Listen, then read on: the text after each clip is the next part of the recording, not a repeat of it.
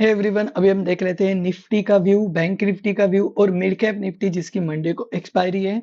तो देखो ये निफ्टी का चार्ट है, काफी ब्यूटीफुल चार्ट है। देखो ये जो लोज है, फिर हायर लोज का पैटर्न बन रहा है। काफी काफी ब्यूटीफुल पैटर्न है। इसे बोलते हैं बाय ऑन डिप्स वाला मार्केट। बस हर डिप में तुम्हें एक डिप मिली, बाय करना है। डिप मिली, बाय करना है। डिप मिली, बाय करना है। अगर यहाँ पे छोटी सी डिप मिली, बाय करना है। तुम्हें कैसे पता चलेगा कि ये डिप यहाँ तक रहेगी या कैसे रहेगी? तो उसका भी मैं सॉल्यूशन बताता हूँ। सेकेंड चीज, ये जब भी ऊपर जाता है, जो नया लो बनता है, मतलब ये जो लो बन रहा है, ये प्रीवियस लो को काफी रिस्पेक्ट कर रहा है। प्रीवियस लो के ऊपर बनता है, मतलब बेसिकली हायर लोस का फॉर्मेशन हो रहा है। फिर ऊपर जा रहा है। अभी इस लो को इसने रिस्पेक्ट किया, लो यहां तक ही बना। फिर से ऊपर गया, नया हाई नहीं बना। नया हाई नहीं बना तो अगेन मार्केट रिवर्स किया और इस लो को ब्रेक कर दिया। लेकिन जो प्रीवियस लो था इसको होल्ड कर दिया। फिर यहां से नया हाई बना। फिर इस लो को रिस्पेक्ट करना काफी ज्यादा मतलब प्रेडिक्टेबल है। फिर यहां तक मार्केट आया। अगेन थोड़ा सा यहाँ पे ओवर किया। इस लो के आसपास अगेन सपोर्ट लिया। फिर एक अभी नया हाई बनाने जा रहा है। इस मार्केट को एकदम ब्यूटीफुल मार्केट बोलते हो, इसे बोलते हैं बाय ऑन डिप्स वाला मार्केट। अभी हमें क्या करना है नेक्स्ट वीक? सिंपल, अगर हमें इस लो के आसपास या फिर इस लो के आसपास, ये 22,000 वाला तो काफी दूर हो जाएगा, बट 22,200 250 इस लो के आसपास एक डीप मिली, अगेन हम बाइंग अटेम्प्ट प्रेफर करेंगे। इन केस इस लो को रिस्पेक्ट नहीं करता है, अगर यहां से गिर जाता है, तो फिर हम वेट करेंगे कि इस लो तक आने का। इस लो के आने के बाद अगेन हम बाइंग, इस डीप में बाइंग की अपॉर्चुनिटी फाइंड आउट करेंगे। क्यों? क्योंकि जो लोज है वो प्रीवियस लो होल्ड हो रहे हैं, मतलब हायर लोज बन रहे हैं, तो बेसिकली इसे बाय ऑन डिप्स वाला मार्केट है। सेलिंग का अटेम्प्ट कैसे करेंगे हम इस वाले मार्केट में? लेट से इस वाले एरिया से अगर छोटा मोटा रेजिस्टेंस लेता है, तो हम रेजिस्टेंस का ट्रेड लेंगे इस वाले टारगेट के लिए। अगर इस लेवल को ब्रेक करता है, तो अगेन यहाँ पे हम डाउन साइड वाला ट्रेड लेंगे इस वाले टारगेट के लिए। लेकिन क्योंकि बड़ा ट्रेंड एक पॉजिटिव ट्रेंड है, ये देखो ये एक पॉजिटिव ट्रेंड है। देखो ये जो एक ट्रेंड लाइन है, इसे भी ये रिस्पेक्ट कर रहा है। तो ये बड़ा ट्रेंड पॉजिटिव है, तो ऐसे साइड में, ट्रेंड के साइड में हमें क्वांटिटी ज्यादा रखनी, मतलब अप साइड का ट्रेड रहेगा तो हम उसमें 100 क्वांटिटी में ट्रेड करेंगे, और डाउन साइड का ट्रेड रहेगा तो हम उसमें 25 क्वांटिटी में ट्रेड करेंगे। मतलब ट्रेड हमें बोथ साइड करना है, बट क्वांटिटी का मैनेजमेंट इस तरीके से करना है। इस ट्रेंड लाइन को रिस्पेक्ट कर रहा है, तो हो सकता है यहाँ से एक हमें इस एरिया तक डिप मिले, और यहाँ से अगेन एक अच्छा खासा नया हाई देखने मिले। इन केस इस एरिया को अगर रिस्पेक्ट नहीं करता है और यहाँ से गिर जाता है, तो यहाँ से अगेन एक पुल बैक तो आना चाहिए। डेडिकेट पुल बैक आएगा, मतलब आएगा। इस तरीके से निफ्टी का व्यू नेक्स्ट वीक के लिए रहेगा। अभी हम बैंक निफ्टी देख लेते हैं। ये बैंक निफ्टी अगेन सिंपल, इन लोज को होल्ड किया, फिर नया हाई बनाया। अभी इस लो को रिस्पेक्ट कर रहा है और हायर लोज बना रहा है। अगेन इस हाई को, अगेन यहाँ पे एक नया हाई बनाया। अभी यहाँ से अगर रेजिस्टेंस लेता है, तो मैक्सिमम प्रोबेबिलिटी की इस एरिया के आसपास अगेन हमें एक बाउंस का ट्रेड देखने मिले। तो सिंपल, जब भी डीप मिलेगी, हम डीप में बाइंग का ट्रेड देंगे।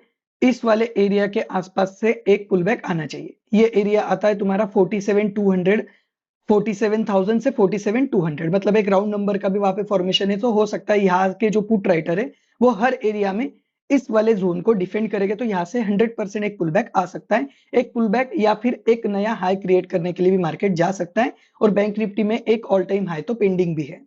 तो अगेन ये वाला एरिया हमारे लिए इंपॉर्टेंट रहेगा। सेलिंग का ट्रेड कहां पे लेंगे हम? जैसे इस एरिया में, यहां से एक रेजिस्टेंस ले रहा है, यहां से इस एरिया को अगर क्रॉस कर देता है, तो हम यहां से सेलिंग के ट्रेड में प्रेफर करेंगे, और टारगेट हमारे इस एरिया तक के 47,200 47,000, यहां से एक बाउंस तो 100% आएगा। तो इस एरिया तक के सेलिंग के टारगेट। लेकिन क्योंकि जो ट्रेंड है वो अपसाइड वाला ट्रेंड है, देखो प्रीवियस लो को रिस्पेक्ट कर रहा है और काइंड ऑफ एक नए हाइज बनाने में मार्केट जा रहा है। तो हो सकता है कि अभी नए हाइज बने, और अगर हम ट्रेंड के साइड ट्रेड कर रहे हैं, तो हमें ऊपर के साइड को 100 क्वांटिटीज में ट्रेड करना है, और जब डाउन साइड का हम ट्रेड लेंगे, लेंगे जरूर, लेकिन क्वांटिटी हम उसमें रखेंगे कम। ट्रेंड के साथ हम ज्यादा क्वांटिटी में ट्रेड करेंगे, और ट्रेंड के अगेंस्ट में हम ट्रेड करेंगे लेकिन कम क्वांटिटी में। दोनों साइड ट्रेड करना, हमेशा मार्केट में दोनों साइड के लिए तुम्हें एक्टिव रहना है, बट डाउन साइड में हमारी क्वांटिटीज रहेगी कम। यही रहेगा सिंपल फॉर्मेशन। और बाय ऑन डिप्स का ही अभी तक व्यू रखना है, जब तक किसी भी इंस्ट्रूमेंट में ये जो लोज है, प्रीवियस लो, ये लोज ब्रेक नहीं होते तब तक। इवन निफ्टी में भी अगर ये जो लोज है, जैसे ये वाला लो हो गया, ये वाला लो हो गया, जब इनको ब्रेक करेगा, तो तब हम नया व्यू, नया मार्केट को, नए चार्ट को एनालिसिस करेंगे, और तब देखेंगे कि क्या ट्रेंड चेंज हो रहा है क्या। जब तक इन लोज को मार्केट होल्ड कर रहा है, यहाँ से भी एक बाउंस आ सकता है या इवन यहाँ से भी एक बाउंस आ सकता है। बाय ऑन डिप्स का ही मार्केट रहेगा, ज्यादा निगेटिविटी लाने की जरूरत नहीं है। अभी मिड कैप निफ्टी में 15 मिनट में एनालिसिस करके देता हूँ। 15 मिनट्स में क्यों, क्योंकि हमें सिर्फ इसमें मंडे को ही ट्रेड करना रहता है, एक्सपायरी के दिन ही हम जनरली इसमें ट्रेड करते हैं। ये मिड कैप निफ्टी का चार्ट है। अगेन मिड कैप निफ्टी की जो क्लोजिंग थी वो काफी ज्यादा वीक थी। अगर इस एरिया के नीचे अगर मिड कैप निफ्टी छोटा सा गैप डाउन या फिर फ्लैट ओपन हो गया, अगर इस एरिया के नीचे जा रहा है, तो अगेन मैं डाउन साइड के लिए ट्रेंड लूंगा। इस एरिया तक के मेरे रहेंगे टारगेट, जो कि आते हैं 10,800 के। लेकिन क्या ये वन गो में आएंगे? नहीं। हर 25 क्वांटिटी में तुम्हें हर 25 के मल्टीपल में, मतलब जैसे 10,850, फिर 10,825 और फिर 10,800, हर लेवल पे तुम्हें एक पुल बैक मिलेगा। हर लेवल पे एक पुल बैक मिलेगा। क्यों? क्योंकि 25 के मल्टीपल में स्ट्राइक प्राइस रहेगी, तो हर लेवल के पुट राइटर अपनी पोजीशन को फर्स्ट टाइम डिफेंड करने के लिए आएंगे। हो सकता है वो डिफेंड ना कर पाए, वो बाद में की बात है, लेकिन हर एरिया से तुम्हें हर 25 के स्ट्राइक प्राइस पे तुम्हें पुल बैक मिलेगा। तो तुम्हें इस साइड के लिए ट्रेड लेना है, और ट्रेल करते करते हो सकता है जहां तक तुम उसको टारगेट कर पाओ। फाइनल टारगेट हमारा 10,800 का रहेगा, यहां तक अगर ले सकते हो तो ले लेना, लेकिन ट्रेलिंग करते करते लेना है। हो सकता है बीच में कहीं से ऐसा डब्ल्यू पैटर्न बन के अगेन रिवर्सल प्लान हो सकता है, तो उसमें तुम ट्रेलिंग में एग्जिट हो सकते हो। अभी हम बुलिश का एनालिसिस देख लेंगे, किस तरीके से बुलिश ट्रेड अगर हमें प्लान करना है तो हम ले सकते हैं।